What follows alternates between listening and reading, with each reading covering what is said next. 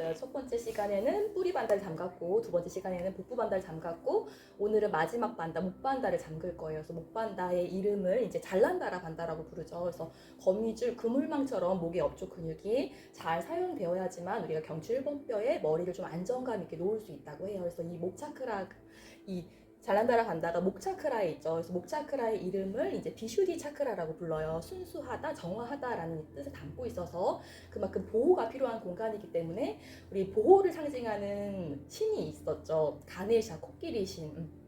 그래서 목차크라를 상징하는 만달라 그림에는 코끼리가 그려져 있다고 해요. 그래서 코끼리 신 제가 카드도 한번 가져가 봤거든요. 그래서 코끼리 신은 장애물을 막아주는 존재로 상징이 되고 있고 우리 삶의 성장이 필요할 때 일정 부분 우리에게 또 장애물, 시련을 또 주기도 한다고 해요. 그래서 오늘 가네샤로 상징이 되는 목차크라의 목반달을 한번 잠가 볼 거예요. 그리고 우리가 이 시간부터 비냐사 시간을 들어가죠. 비냐사, 비는 특별한 방식에 의해 몸과 호흡을 일치시킴으로써 자세를 일치시킴으로써 마음이 있는 곳에 몸을 놓는 것은 비냐사라고 불러요. 그래서 비냐사의 큰 골격이 태양경배와 달경배인데 우리가 달경배부터 이제 비냐사 원 시간을 들어가죠. 그래서 오늘 달경배를 해볼 것이고 이제 달경배, 달의 공간은 우리 아랫배의 공간이었죠. 그래서 목과 아랫배 공간에 공통점이 있었어요. 모두 표현하는 에너지, 창조하는 에너지를 담고 있다고 해요. 그래서 우리가 이 시간에 뉴문 플로우를 진행하는데 저희가 지난날에 한 주를 통으로 빼서 지금이 반달이죠, 지금. 그래서 제가 이름을 바꿔서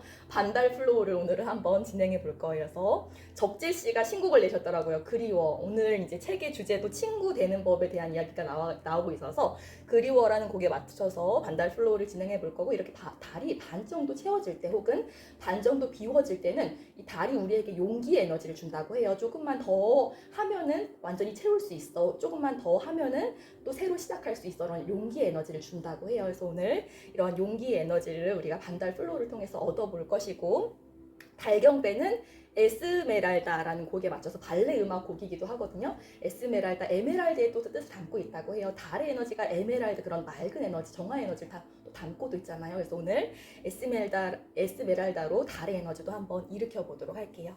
그리고 대표적으로 목 차크라를 잠가주는 호흡법이 있었죠. 싱하아사나 사자의 숨. 오늘 사자의 숨도 자세히 안에 적용해 볼 것이고 이제 영적으로 관계 맺기, 인간적으로 세속적으로 맺는 것도 좋지만 웬만하면 영적으로 맺었을 때 나의 건강을 좀 잘 유지할 수 있다라고 이제 이야기를 하면서 첫 번째 장에서는 우정에 대한 이야기를 했었고 원수를 사랑할 수 있어야 된다라는 이야기를 했었고 두 번째 장에서는 무슨 얘기 했었죠? 기억이 안 나.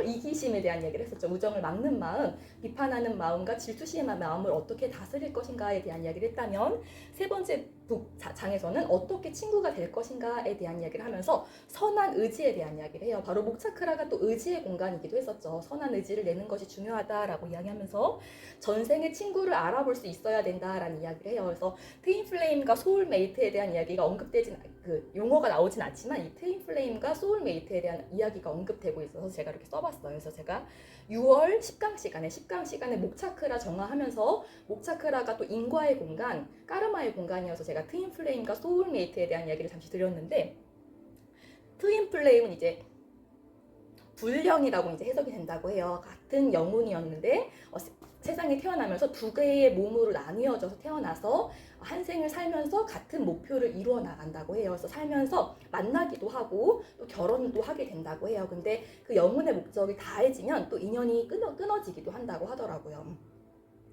그리고 소울메이트와의 다른 점은 소울메이트는 굉장히 같은 성향을 갖고 있다고 해요. 성향이 비슷하다면 트윈플레임은 정반대의 성향을 갖고 있어서 처음에는 잘 알아보지 못하는데 우리가 결국엔 같은 영혼의 목적을 갖고 성장해 나간다는 걸 인지했을 때 그 목적에 좀 더 목적에 쉽게 다다를 수 있게 된다고 하죠. 그래서 이 트윈플레임과 소울메이트와 관계를 잘 맺을 수 있는 가장 좋은 방법은 이 책에서도 이야기가 언급되고 있는데 소유하려고 하지 않고 집착하려고 하지 않는 거라고 해요. 그래서 우리 지금 계속 카파도시아에 대한 얘기를 했었죠.